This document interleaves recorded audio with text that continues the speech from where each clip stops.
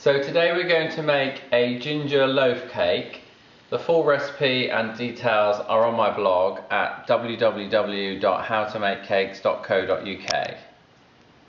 So there's quite a lot of ingredients for today's cake. First of all, we're going to start off with some stem ginger in syrup that you get in a jar like this. You can get that from most supermarkets. We're going to have 200 grams of golden syrup. We have 150 grams of unsalted butter, 100 grams of dark muscovado sugar, 250 grams of self-raising flour, 2 eggs, then we have a teaspoon of ground cinnamon and a teaspoon of ground ginger. There's a little bit of light muscovado sugar there that we're just going to sprinkle over the top at the end. And we have 200 millilitres of milk. Semi-skimmed or full fat, don't use the skim milk. And then the tin you need is a loaf tin. This one is just about, I think it's 18 centimetres by 11 centimetres, that type of size. It's a fairly small tin, but it's a nice dense cake that you end up making. In terms of the equipment, we're actually going to use the food processor attachment rather than the mixer today. And I've also got just a smaller sort of chopper food processor because we're just going to chop up the stem ginger first, and I just find it easy to do it in a small one, but the large one will be fine. So the first thing we're going to do is just blitz up the ginger. So what we want is we want 8 pieces of the stem ginger. So they always come relatively small pieces like that. So we're going to get 8 of these out and then some of the syrup. So that's 1, 2, 3, 4, 5, 6, 7, 8, and we want 4 teaspoons of the syrup. I've probably put 1 in already, so 2, 3, and 4. So you've got most of the jar, but not all of it. And then what we want to do is just blitz that down. So either using the large food processor or in your smaller one, just whiz it up.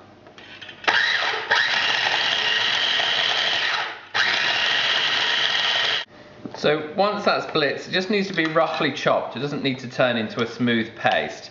But we're just going to put it in a large bowl and leave that until later because we need to do some other stuff first. So just take that out. And you've got nice, roughly chopped up ginger.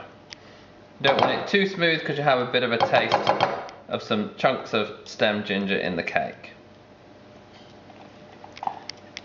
Okay, so once that's done, we're going to go back and use the large food processor. That, as I said, we could have done that in, but it's just a bit big for that amount. So in there, we're going to put in our butter.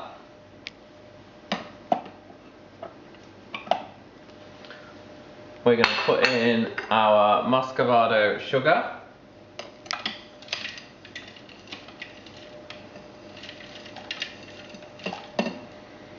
We're going to put in our golden syrup.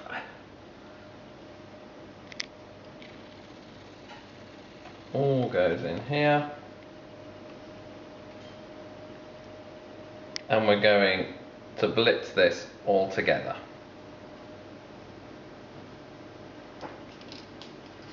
Okay, so once that's all in, we just put the lid on and then we'll just blitz it together.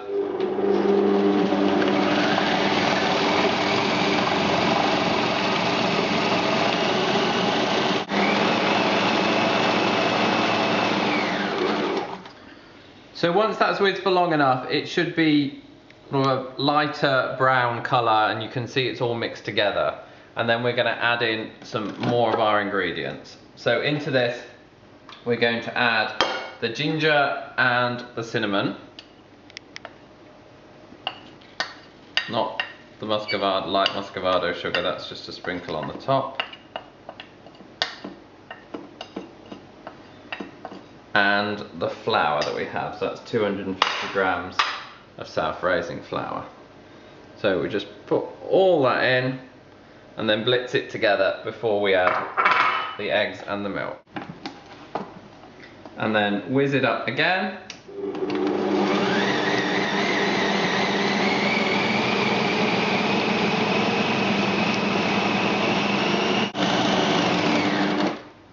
So once that's done, you've got a nice thick mixture that's starting to smell lovely and ginger-like now.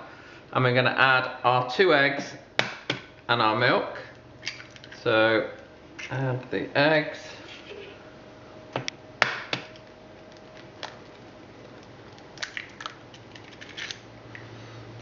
And we'll pour in our milk.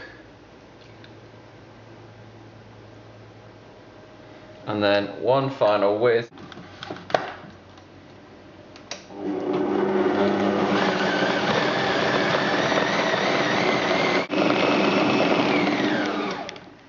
So once you've whizzed that all together, we just need to check it's all mixed properly. So we're going to mix in the stem ginger in the bowl anyway, so I just tend to tip it all into the bowl and then mix it up again. So just being careful to remove the blade and then pour everything in with the stem ginger. Actually, this is all mixed quite well together. And this is a cake that very slowly cooks. You have a nice dense cake. So then we just need to stir in all the stem ginger that we whizzed up before. It's all roughly chopped.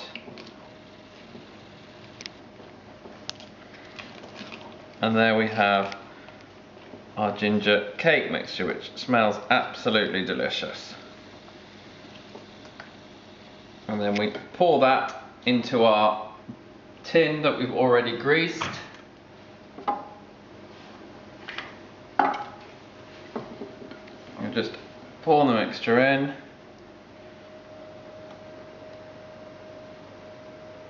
It will fill most of the tin because it doesn't actually rise that much.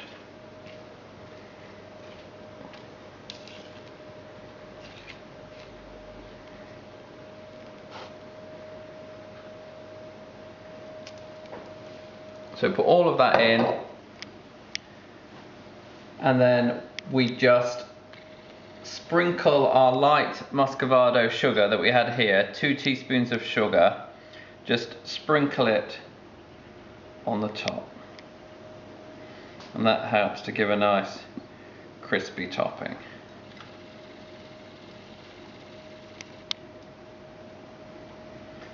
So once this is done, it goes in an oven preheated to 180 degrees, and it cooks for about 1 hour and 45 minutes. The thing to check with this, because it has to cook for quite a long time, if after some of that time, if after say 1 hour it's looking to be cooked on the top, it probably isn't cooked throughout. So what you can do then is just cover the top with foil and leave it in for the rest of the time, because it does take that long to cook. So you have it on 180 degrees centigrade with in the middle of the oven, and not on the fan setting, just on the regular oven setting. So once you've done that, pop it straight into the oven and we'll keep an eye on it.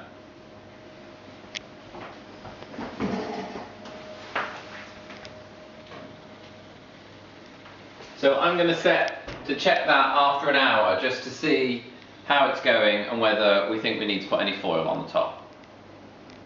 So the cake's been cooking for about 1 hour now, and I think it's probably going to need some foil on top. So I'll just have a look at it, and yeah, try not to open the oven too much, but as you can see, it is quite brown on top, but it's definitely not cooked. So I'm just going to get some foil and just carefully cover the cake as best you can without burning yourself, so that it carries on cooking but the top doesn't cook anymore. So just put some foil around it and leave it back in there, and I'll check it in about another half an hour. So it's now been in for just over 1 hour and a half. I've got a cake tester skewer just to see whether it seems cooked or not. So we'll just have another look. Take the foil off, which has stopped it burning on the top, which it has. So we'll just put the skewer in. That feels like it's cooked. Comes out clean, nice and springy on top. So our cake is done. So we'll take it out and just leave it to cool in the tin.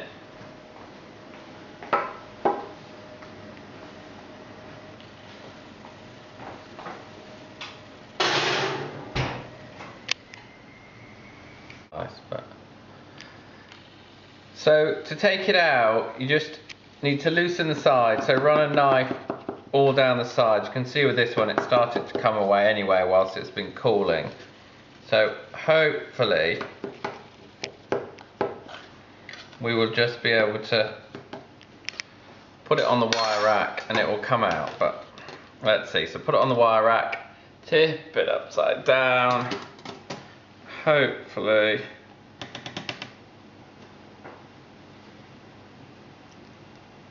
it comes out in one piece.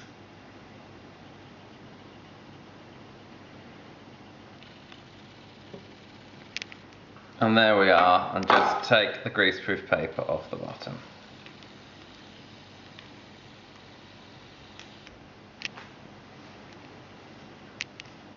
The full recipe and details are on my blog at www.howtomakecakes.co.uk.